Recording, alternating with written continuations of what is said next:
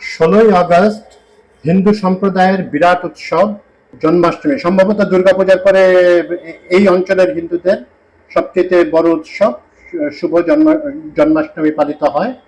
এটা শ্রীকৃষ্ণের জন্মদিন হিসেবে ওনারা পালন করে থাকেন। বিভিন্ন রকমের অনুষ্ঠান হয়। গীতা আপনারা জানেন, যেখানে শ্রীকৃষ্ণের বাণী আছে।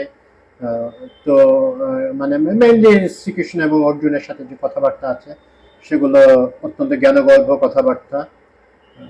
শ্রীকৃষ্ণকে তারা মিথিক্যাল না, একটা মানে হিস্ট্রিক্যাল ক্যারেক্টার হিসেবেই দেখেন। তো সে প্রসঙ্গ আমরা কোনো থিওলজিক্যাল আলোপ না, এটা প্রসঙ্গ হচ্ছে যে এই জন্মাষ্টমী উপলক্ষে ঢাকেশ্বরী মন্দিরে একটি অনুষ্ঠান আয়োজন করা হয় এবং এখানে সেনাবাহিনী প্রধান জেনারেল ওয়াকারুজ্জামানকে প্রধান অতিথি করা হয়। এর আগে কোনো সেনাপ্রধান এ ধরনের অনুষ্ঠানে প্রধান অতিথি হয়েছেন কিনা আমি জানি না, অন্তত মানে মার্শাল ল সময় বাদ দিয়ে তো হন না, এটার ব্যাপারে অনেকটা নিশ্চিতভাবেই বলা যায়।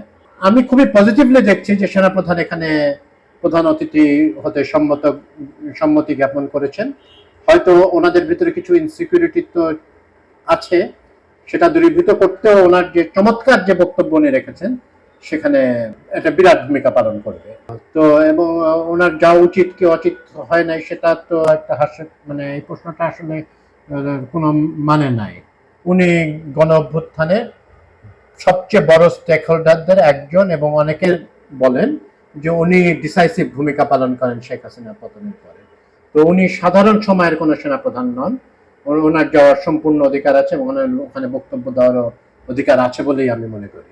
চমৎকার কথা বলেছেন উনি, বলেছেন যে বাংলাদেশ যে এই রিপাবলিকটাতে সকল ধর্মের এবং বিশ্বাসের মানুষের সুরক্ষা থাকবে এবং তারা তাদের ফেইথ প্র্যাকটিস করার সুযোগ থাকবে।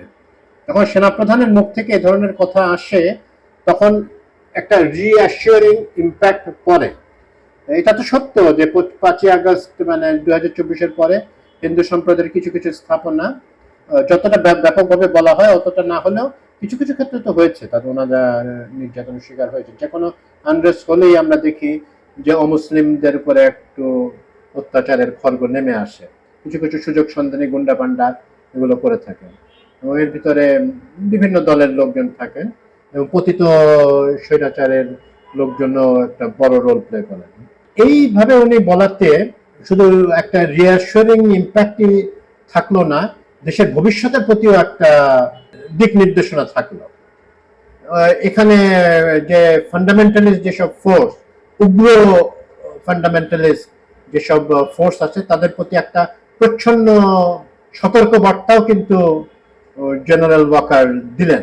মাধ্যমে বলা হলো যারা অনেকেই গুপ্তভাবে ইসলামিক শাসন প্রতিষ্ঠার জন্য তারা ভায়োলেন্ট মেথড অ্যাডপ্ট করার ব্যাপারে তারা প্রকাশ্য ঘোষণা দিয়েছেন আর কি। তো ওনাদেরকে একটা সতর্ক বার্তা দেওয়া হলো যে এই ধরনের একটা এখনো তো অনেক অস্থির পরিস্থিতি, এই অস্থির পরিস্থিতিতে যাতে কেউ উগ্র সাম্প্রদায়িক গোষ্ঠী যেন এখানে মানে ঘোলা জলে মাছ শিকার না করতে পারে।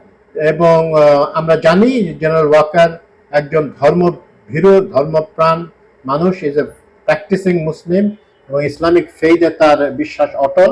কিন্তু এরকম একজন মানুষ আসলে ধার্মিক মানুষদের ভিতরে অনেকের ভিতরেই অধিকাংশের ভিতরে এক ধরনের উদারতা কাজ করে, স্পেশালি এই বেঙ্গল ডেল্টাতে। তো সেই উদারতার ইয়েটা নিয়েই আমরা দেখি যে বিভিন্ন মাজার টাজারে কিন্তু নানান সম্প্রদায়ের লোক যান, শুধু মুসলিমরাই যান না।